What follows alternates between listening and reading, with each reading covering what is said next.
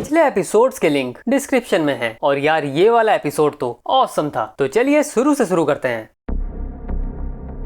Episode की शुरुआत होती है क्लेरेंस स्विट्जरलैंड में है। यहाँ पर भी एक साइंटिस्ट ने खुदकुशी कर ली है। साइंटिस्ट घुटनों के बल है और उसका सर बाथटब में है, जिस वजह से उसकी मौत हुई है। लेकिन खुदकुशी करने का ये तरीका बड़ा अजीब था। ये देख क्लेरेंस इस सोच में है कि क्या ये खुदकुशी है या मर्डर। हमें पता चलता है कि पिछले 2 महीनों में अब तक 32 साइंटिस्ट मर चुके हैं और इस साइंटिस्ट के घर में क्लेरेंस को वही गेमिंग हेडसेट मिलता है जिसकी क्लेरेंस काफी टाइम से तलाश कर रहा था। अगले सीन में जैक के घर में ऑक्सफोर्ड 5 एक साथ हैं और ये स्विट्जरलैंड वाले साइंटिस्ट की मौत के बारे में बात कर रहे हैं। ये सब कह रहे हैं कि साइंटिस्ट के लिए बुरा टाइम चल रहा है। ऑगी पूछने पर बताती है कि उसे अब वो काउंटडाउन नहीं दिख रहा है और साथ ही उसका करियर भी खत्म हो चुका है, क्योंकि उसकी लाइफ की सारी मेहनत वो नैनो फाइबर उसे बंद करना पड़ा। यहाँ थोड़ी देर के लिए विल और जिन की बात होती है, लेकिन वो जिन को ना ही ये बता पाता है कि वो उससे प्यार करता है, ना ही अपने कैंसर के बारे में। ऑगी जैक के बेडरूम में है। अब यार इस बंदे का बेडरूम देखो, साफ पता चलता है कि जैक कितना बड़ा मूवी नर्ड है। यहाँ पर Star Wars, back to the future से रिलेटेड आइटम्स हैं और Thanos, Chucky, Flash, Captain America, ये शायद जोकर है, ड्रेड का हेलमेट, इसका हम नाम नहीं ले सकते हैं, Harry Potter, Deadpool, Spiderman, Hulk और कैप्टन अमेरिका की शील्ड। और कुछ आपको पता है तो आप मुझे बताओ। वैसे मस्त रूम है भाई का। खैर यहाँ ऑगी वही गेमिंग हेडसेट दिखती है और वो उसे पहनकर गेम में एंटर होती है, लेकिन सोफोन उसका गला काट देती है क्योंकि ऑगी के पास भी गेम खेलने के लिए इनवाइट नहीं था। ऑगी जैक से पूछती है कि ये हेडसेट उसे कैसे मिला। तब ऑगी को पता चलता है कि जिनको ये हेडसेट ये विंजे ने दिया था और ये विंजे की बेटी वेरा मरने से पहले यही गेम खेल रही थी। जैक बताता है कि एक दिन जब वो घर वापस आया तो ये हेडसेट टेबल पर पड़ा था। जैक ये भी कहता है कि उसके घर की सिक्योरिटी टॉप नॉच है, लेकिन सीसीटीवी कैमरा में कुछ नहीं दिखा। इस चीज को ऑगी उस अनजान लड़की से कनेक्ट करती है जो उसे उस रात मिली थी, जिसने आसमान के बारे में बताया था। ऑगी को समझ आता है कि इस हेडसेट की टेक्नोलॉजी तो अभी बनी ही नहीं है और ये बहुत ही फ्यूचरिस्टिक चीज है। फिर सॉल अपनी थ्योरी देता है कि ये सब चीज आपस में जुड़ी हुई हैं, जैसे साइंटिस्ट की मौत, ये वीडियो गेम, वो रात वाला आसमान और ऑगी का काउंटडाउन। सॉल कहता है कि ये सब एक वर्चुअल रियलिटी जैसा है, मतलब असल में ऐसा कुछ नहीं है, बस एक छलावा है जो कोई कर रहा है, लेकिन कौन। सोल ये भी कहता है कि ये हेडसेट जरूर तुम्हारे सेंसेस को कंट्रोल कर रहा है, क्योंकि तुम गेम में सब कुछ फील कर पा रहे हो, और अगर ये चीज तुम्हारे दिमाग को कंट्रोल कर लेगी तो तुमसे खुदकुशी भी करवा सकती है। सोल की ये बातें सुन ऑगी जैक और जिन से कहती है कि वादा करो अब इस गेम को नहीं खेलोगे। दोनों ही वादा करते हैं, लेकिन अगले ही सीन में हम देखते हैं कि जैक और जिन दोनों अपने अपने घर से वीडियो कॉल में इस गेम के बारे में बात कर रहे हैं। जिन कहती है कि उसने इस गेम में सूरज की मूवमेंट जानने के लिए बहुत रिसर्च की है और शायद उसे पता है कि गेम में आगे क्या करना है। फिर ये दोनों हेडसेट पहनकर गेम खेलना शुरू करते हैं। यहाँ एक बात और होती है कि ये दोनों एक साथ गेम खेल पा रहे थे, जैसे मल्टीप्लेयर गेम होता है वैसे ही। ये अब लेवल 2 पर हैं और दूसरी तरफ से क्लेरेंस इन दोनों की बातें सुन रहा था, मतलब जिनका कंप्यूटर तक क्लेरेंस ने हैक कर रखा है। गेम में इन दोनों को फॉलोअर मिलती है। वो कहती है कि जल्दी जाओ, राजा अपना फाइनल डिसीजन सुनाने वाले हैं। फॉलोअर ये भी कहती है कि उसे अपनी पुरानी सारी मौत याद है। ये सुन जिन हैरान हो जाती है, क्योंकि गेम के कैरेक्टर्स की कोई मेमोरीज नहीं होती हैं, लेकिन फॉलोअर को सब कुछ याद था। अब ये दोनों राजा से मिलने जाते हैं। यहाँ ऑलरेडी 2 लोग और थे जिन्होंने सूरज की मूवमेंट के बारे में राजा को बताया है। इनका गेमिंग नेम है एरिस्टोटल और गैलीलियो, मतलब ये दोनों भी रियल लाइफ में जिन की तरह साइंटिस्ट हैं और गेम में पार्टिसिपेट कर रहे हैं। खैर अब जिन अपना सॉल्यूशन बताना शुरू करती है। वो कहती है कि इस गेम में जो प्लेनेट है वो 3 बॉडी स्टार सिस्टम का पार्ट है, मतलब इस प्लेनेट में 3 सूरज हैं, जो कि हमने पिछले एपिसोड में भी देखा था। वो कहती है कि जब तक ये प्लेनेट किसी एक सूरज के स्टेबल ऑर्बिट में घूमता है तब तक वो टाइम स्टेबल एरा में रहता है, और जैसे ही किसी दूसरे सूरज की ग्रेविटी इस प्लेनेट को अपनी तरफ खींच लेती है, ये प्लेनेट फिर 3 सूरज की ग्रेविटी में फंसकर इधर उधर घूमता है, तो वो टाइम है केओटिक एरा। और यही है सीरीज के नाम 3 बॉडी प्रॉब्लम का मीनिंग। लेकिन राजा जिन की कही ये बात नहीं मानता और जिन को जलाने का आदेश देता है। लेकिन तभी फॉलोअर एक घोड़े में बैठकर आती है। फॉलोअर और घोड़े में आग लगी हुई थी। वो कहती है कि आसमान में 3 सूरज हैं और दुनिया आग लगने से खत्म हो रही है। इसका मतलब जिन की 3 सूरज वाली थ्योरी एकदम सही थी। खैर अब यहाँ बहुत गर्मी होने लगती है और साथ ही ये प्लेनेट अब आग से झुलस कर खत्म हो जाता है। यहाँ पर बस बस जैक और जिन ही बच पाते हैं क्योंकि इनकी थ्योरी सही थी। सामने वही 3 सूरज थे। फिर सॉफॉन आती है और कहती है कि ये सिविलाइजेशन भी खत्म हो चुकी है, लेकिन जिन और जैक इस प्लेनेट के स्टार सिस्टम को समझने में कामयाब रहे हैं। इसका मतलब अब ये दोनों लेवल 3 पर पहुंच चुके हैं। दूसरी ओर साइंटिस्ट के घर से मिले उस हेडसेट को क्लियरेंस वेड को दिखाता है और बताता है कि इस गेम में इंटेलिजेंस की बहुत जरूरत है। वो बताता है कि इस गेम में 3 सूरज हैं और इन 3 सूरज की मूवमेंट को प्रिडिक्ट करना है। क्लियरेंस ने इस हेडसेट की जांच भी करवाई है, जिससे पता चलता है कि इस हेडसेट में एक आई स्कैनर है, एक ऑक्सीजन मीटर और एक ब्रेन वेव सेंसर है और ये तीनों सेंसर बहुत सारा डेटा कलेक्ट करते हैं। तब वेड कहता है इसका मतलब कोई दूसरी तरफ से ये गेम इनके साथ खेल रहा है। वेड कहता है कि ये गेम एक तरह का रिक्रूटमेंट टूल है जिससे वो दुनिया भर के बेस्ट और टैलेंटेड लोगों को भर्ती कर रहे हैं। क्लियरेंस कहता है लेकिन भर्ती कौन और किस लिए कर रहे हैं। अगले सीन में हम देखते हैं कि जिन अपने बॉयफ्रेंड राज की फैमिली से मिलने आई है। जिन यहाँ सबको पसंद आती है। फिर यहाँ कुछ बातें होती हैं। राज के फादर इंडियन आर्मी में थे और उन्होंने कारगिल वॉर लड़ी थी। वो बताते हैं कि वो और उनके सोल्जर तब हिमालय में थे। वहाँ ऑक्सीजन की कमी होती है, जिस वजह से उनकी और बाकी सोल्जर्स की हालत बहुत खराब थी। लेकिन 100 मीटर दूर ऊंची चढ़ाई पर दुश्मन का कैंप था। अब कोई और ऑप्शन नहीं था, तो उन्होंने दुश्मन के कैंप के पास जाकर मरने का नाटक किया। और कुछ देर बाद जब दुश्मन अपने कैंप से निकल कर आए तो उन्होंने दुश्मन पर ग्रेनेड फेंका, जिससे वो सब मारे गए। और उन्होंने फिर दुश्मन के कैंप से ऑक्सीजन और सप्लाईज लेकर खुद को और अपने सोल्जर्स को बचा लिया। अब देखो इस कारगिल स्टोरी का मीनिंग इस सीरीज के हिसाब से मैं आगे बताऊंगा। अब अगला सीन भी बड़ा इंटरेस्टिंग है। यहाँ सोल और जैक विल से हॉस्पिटल में मिलने आए हैं क्योंकि विल अपने कैंसर का ट्रीटमेंट ले रहा है। यहाँ विल कहता है कि उसने सपने में अपने कैंसर से बात की। कैंसर ने कहा कि वो बुरा नहीं है, उसे बस जीने के लिए विल की बॉडी में थोड़ी सी जगह चाहिए। विल कहता है कि ये मेरा शरीर है, तुमको जाना होगा। लेकिन फिर विल और कैंसर की डील होती है। कैंसर विल के पैनक्रियाज में थोड़ी सी जगह ले सकता है और बाकी बॉडी विल की होगी। खैर जैक और सोल को लगता है कि विल दवाइयों के नशे में है, शायद इसलिए वो ऐसी बातें कर रहा है। लेकिन ये सीन बहुत ही स्मार्टली यहाँ डाला गया है और इसका अलग मीनिंग मैं आगे बताऊंगा। विल के कैंसर के बारे में सबको पता है, सिर्फ जिन को छोड़कर, क्योंकि विल जिन को अपने कैंसर की बात नहीं बताना चाहता है और बाकी सब भी विल का साथ दे रहे हैं। अगले सीन में हम ऑगी को अपनी कंपनी के शेयर होल्डर डेनिस पॉरलॉक के साथ देखते हैं, जो बिल्कुल खुश नहीं है क्योंकि विल ने नैनो फाइबर बनाने में रोक लगा दी है। ये नैनो फाइबर दुनिया का पहला ऐसा नैनो फाइबर होने वाला था जो आज तक कोई नहीं बना पाया है और डेनिस को इस नैनो फाइबर से पैसे कमाने हैं। डेनिस ऑगी को धमकी देता है कि ऐसा मत करो वरना तुमसे वर्क वीजा छीन लिया जाएगा। मतलब ऑगी यहाँ यूके में वर्क वीजा के थ्रू रह रही है। वर्क वीजा नहीं तो ऑगी को अपने देश जाना होगा। अब इस बात से परेशान होकर ऑगी फिर से नैनो फाइबर चैम्बर स्टार्ट करती है, लेकिन फिर से वो काउंटडाउन शुरू होने लगता है और आखिरकार ऑगी को नैनो फाइबर बंद करना पड़ता है क्योंकि ऑफ कोर्स वो मरना नहीं चाहती है। परेशान होकर वो सॉल को कॉल करती है, but as we know Saul किसी लड़की के साथ सो रहा था। ऑगी फोन से उस लड़की की आवाज सुनकर कॉल काट देती है। अगले दिन अब जिन जैक के घर आती है और ये दोनों साथ में गेम में एंटर करते हैं। गेम लेवल 3 पर खुलता है। इस बार यहाँ दूसरी सिविलाइजेशन थी। एक बहुत बड़ी आर्मी खड़ी है और उसमें वो फॉलोवर भी थी। ये दोनों अब राजा के पास पहुँचते हैं, जहाँ 2 प्लेयर ऑलरेडी राजा के साथ हैं। इन्होंने राजा की आर्मी को खड़ा करके एक इंसानी कंप्यूटर बनाया था, जिसके जरिए 3 सूरज की मूवमेंट को पता लगाएंगे। लेकिन जिन कहती है कि 3 बॉडी प्रॉब्लम का कोई भी सॉल्यूशन नहीं है और यार ये बात रियलिटी में भी सच्चाई है। खैर यहाँ भी दूसरे प्लेयर्स की बात गलत साबित होती है और तीनों सूरज एक साथ एक लाइन में सामने आते हैं और तीनों सूरज की ग्रेविटी यहाँ सब कुछ अपनी तरफ खींचने लगती है और इस बार भी जिन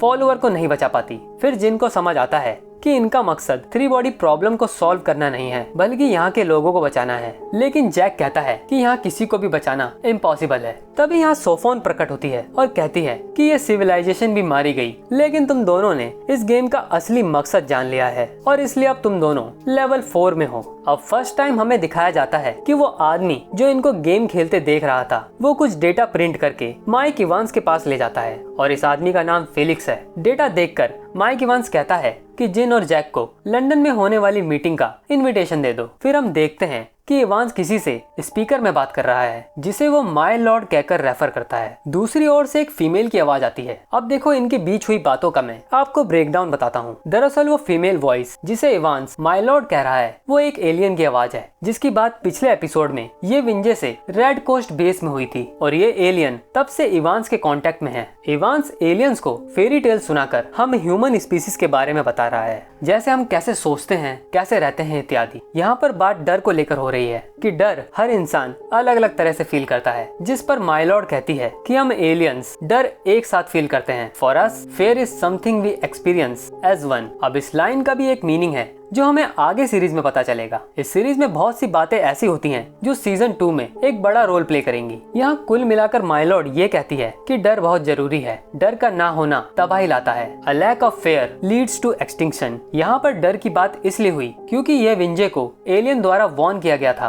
कि एलियन मैसेज का रिप्लाई मत करना, लेकिन उसने फिर भी ऐसा किया और माइलॉर्ड इवांस के द्वारा इंसानों को समझने की कोशिश कर रही है। माइलॉर्ड कहती है कि इंसानों को दोबारा से डरना सीखना होगा। Humanity must learn to fear again, जिस पर इवांस जवाब देता है कि हम इंसानों को मिलकर सिखाएंगे। देखो यार, इवांस का इतना सा सीन देखकर ऐसा लगता है कि ये बंदा बिल्कुल पागल हो चुका है। ये इंसान होकर एलियन के साथ मिलकर इंसानों के ही पीछे पड़ा है। अगले दिन जब जिन घर का दरवाजा खोलती है तो उसे सामने एक बॉक्स मिलता है। उसमें एक इन्विटेशन कार्ड था जिसमें लिखा था लेवल 4 और रात 10 बजे एक लॉन्ज में बुलाया था। ठीक ऐसा ही इनवाइट जैक को भी मिला था, इसलिए दोनों रात 10 बजे लॉन्ज में पहुंचते हैं। यहाँ वही अनजान लड़की इनका इंतजार कर रही थी। यहाँ बाहर क्लेरेंस भी पहुंचा हुआ था जो इनकी जासूसी कर रहा है। वो लड़की इन दोनों को लेवल 4 में वेलकम करती है और कहती है कि पूरे यूके में ये दोनों ही हैं जो लेवल 4 तक पहुंचे हैं। वो कहती है कि जैक जिस तरह से इस गेम के पैरामीटर को समझा है वो बहुत जरूरी था और जिन ने गेम का असली मकसद पता लगाया है, जो गेम में प्लेनेट नहीं बल्कि उसके लोगों को बचाना है। और इनके डेटा के हिसाब से जिन का दिमाग बाकी प्लेयर से ज्यादा तेज काम करता है। अब जैक ये जानने में इंटरेस्टेड था कि ये इतना नेक्स्ट लेवल फ्यूचरिस्टिक गेम आखिर किसने बनाया है। तब वो लड़की कहती है कि गेम खेलो और खुद जान लो। फिर ये दोनों हेडसेट पहनकर गेम में एंटर होते हैं। लेवल 4 में इन्हें एक बंजर जमीन दिखती है और सामने होती है सोफोन और फॉलोअर। सोफोन कहती है कि जिन सही थी कि 3 बॉडी प्रॉब्लम का कोई सॉल्यूशन ही नहीं है। कोई भी कंप्यूटर 3 बॉडीज की मूवमेंट प्रिडिक्ट नहीं कर सकता है। सोफोन यहाँ इन दोनों को एक दुनिया दिखाती है जहाँ बार बार दुनिया या ये कह लो सिविलाइजेशन 0 से शुरू होकर आगे बढ़ती है, फलती फूलती है, फिर इस 3 बॉडी प्रॉब्लम की वजह से वापस नष्ट हो जाती है। क्योंकि ये 3 सूरज कब कैसे मूव करेंगे किसी को नहीं पता है। फिर भी किसी तरह ये लोग अपने आप को बचा पा रहे हैं। लेकिन एक दिन अंत आना तो तय है, चाहे वो आ जाए या फिर कल या फिर कई सालों बाद। सोफोन दोनों से पूछती है कि अगर तुम्हें पता है कि तुम्हारे प्लेनेट का अंत होने वाला है तो तुम्हारा सॉल्यूशन क्या होगा। ये दोनों कहते हैं कोई दूसरा घर ढूंढना, मतलब कोई दूसरा प्लेनेट ढूंढना। और तब सोफोन कहती है इसलिए हमारे जिंदा रहने का मौका किसी दूसरे प्लेनेट में है। और जैसे ही हमें तुम्हारे प्लेनेट से इनविटेशन आया तब हमने 1000 इंटरस्टेलर शिप्स बनाई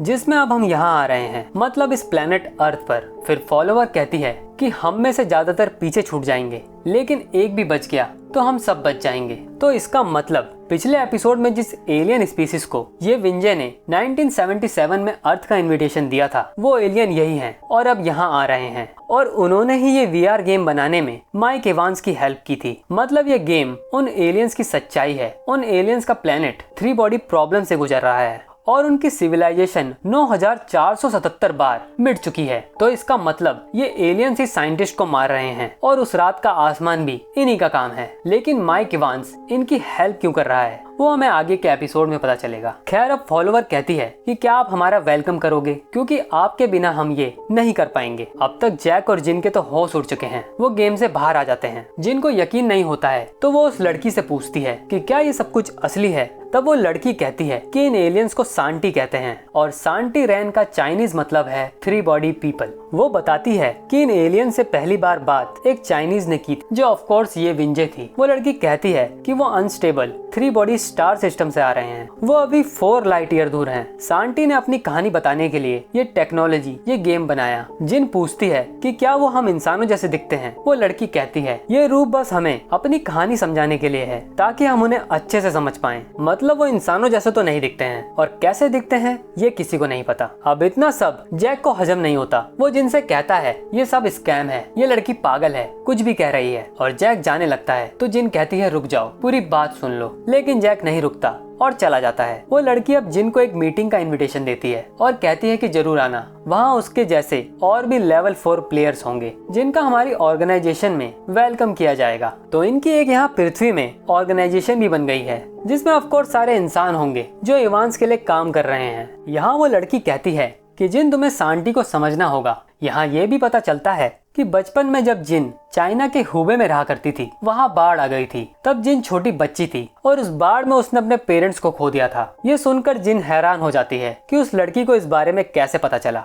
अब देखो यहाँ पे ये लड़की जिनको कन्विंस करने में लगभग कामयाब हो गई है। दूसरी ओर हम देखते हैं कि जैक अपने घर पहुंच चुका है और साथ ही क्लेरेंस भी उसके घर के बाहर से उस पर नजर रख रहा है। हम देखते हैं कि जैक के घर में ना तो इंटरनेट आ रहा है ना ही फोन नेटवर्क, और अब वो अपने बेडरूम में आता है और क्लेरेंस भी उसके बेडरूम की ओर नजर रख रहा था क्योंकि बेडरूम में ट्रांसपेरेंट गिलास लगे थे। लेकिन वहाँ पर वही अनजान लड़की पहले से होती है। जैक डर जाता है कि ये लड़की घर में एंटर हुई कैसे। वो जैक से कहती है कि तुम्हें गेम खेलते रहना चाहिए था, और यही बोलते हुए वो जैक के गले में चाकू से वार करती है, जिससे बेचारे जैक की मौत हो जाती है। ये सब जैक के बेडरूम में लगे कैमरे में रिकॉर्ड हो रहा था, लेकिन तभी वो लड़की रिकॉर्डिंग से गायब हो जाती है। वैसे एक बात है कि अपने बेडरूम में कैमरा कौन लगाता है। यहाँ एक और इंटरेस्टिंग चीज होती है कि क्लेरेंस को उस ट्रांसपेरेंट गिलास के उस पार का, मतलब घर के अंदर का कुछ नहीं दिख रहा था। मतलब क्लेरेंस को अब तक नहीं पता है कि जैक मर चुका है, और ये एपिसोड यहीं खत्म हो जाता है। चलो मैं कुछ हिडन डिटेल्स बताता हूँ जो मैंने एपिसोड देखते हुए नोटिस की थी। यहाँ पर मैं इन दो सीन की बात करूंगा। पहला जिस पर राज के फादर सबको अपनी कारगिल वॉर की स्टोरी सुना रहे थे, और दूसरी जब विल जैक और सोल को अपना कैंसर वाला सपना बता रहा था। देखो कारगिल वॉर की स्टोरी उस जगह में बिल्कुल अजीब लग रही थी, लेकिन ध्यान से देखोगे तो स्टोरी का मतलब और बड़ा था। जैसे राज के फादर ने जिंदा रहने के लिए दुश्मन को खत्म किया और उनके कैंप से ऑक्सीजन और सप्लाई लेकर खुद की और अपने सोल्जर्स की जान बचाई। ये सीधा सांटी की ओर रेफर किया जा रहा है, क्योंकि वो भी मौत से बचने के लिए यहाँ पृथ्वी पर आ रहे हैं, और शायद हम इंसानों को मारकर वो यहाँ जीने लगेंगे। दूसरी तरफ जब विल अपने कैंसर का सपना बता रहा था, तो कैंसर के साथ उसकी डील होती है कि वो उसके पैनक्रियाज में थोड़ी सी जगह ले लेगा और बाकी बॉडी विल की होगी। लेकिन हम सबको पता है कि कैंसर धीरे धीरे पूरी बॉडी में फैल जाएगा और फिर कैंसर रहेगा, विल नहीं। और यही शायद सांटी का प्लान है। वो भी यहाँ आ रहे हैं, जो अभी बड़े प्यार से हमसे बातें कर रहे हैं, लेकिन शायद वो भी हमारा खात्मा चाहते हैं। आने वाले एपिसोड के लिए ये दो सीन बहुत ही ऑसम फोरशैडोइंग है। एक सीन में हम देखते हैं कि जब इवांस माय लॉर्ड से बात कर रहा होता है, तो उसके पीछे एक फोटो फ्रेम है जिसमें फॉलोअर जैसी लड़की की फोटो है। तो इसका मतलब वो लड़की रियल लाइफ में भी एग्जिस्ट करती है। और एक डिटेल है इस एपिसोड के टाइटल में, जो है डिस्ट्रॉयर ऑफ द वर्ल्ड्स। ये लाइन जे रॉबर्ट ओपनहाइमर ने भगवत गीता से ली थी, जिसमें वो कहते हैं कि now I am become death the destroyer of the worlds. खैर एपिसोड के कॉन्टेक्स्ट में इसका मीनिंग ये हो सकता है कि सांटी का प्लेनेट एक दिन इस 3 बॉडी प्रॉब्लम की वजह से डिस्ट्रॉय हो जाएगा। और दूसरा मीनिंग ये भी हो सकता है कि ये टाइटल एक फोरशैडोइंग है कि सांटी यहाँ आ रहे हैं और फिर पृथ्वी में इंसानों और सांटी की जंग होगी, जिसमें पृथ्वी का अंत तय है। एक टाइम पर माय लॉर्ड कहती है कि उन्हें डर एक साथ फील होता है, जिसका मतलब शायद ये हो सकता है कि ये एलियन स्पीसीज अलग अलग तरह के इमोशंस एक साथ फील कर पाते हैं, जो हम इंसानों में नहीं होता है। हम सबके दुख दर्द अलग अलग होते हैं, लेकिन ये एलियंस शायद किसी तरह से एक दूसरे से जुड़ पाते हैं। फिलहाल मुझे इस एपिसोड में इतनी ही डिटेल्स मिली हैं, लेकिन अगर और मिलेंगी तो फाइनल एपिसोड में जरूर बताऊंगा। आई होप आपको ये एक्सप्लेनेशन पसंद आ रहे हों। अगर आ रहे हैं तो प्लीज वीडियो को लाइक करो और चैनल को सब्सक्राइब करना। मैं सुनाई दूंगा आपको अगले एपिसोड में। Happy watching.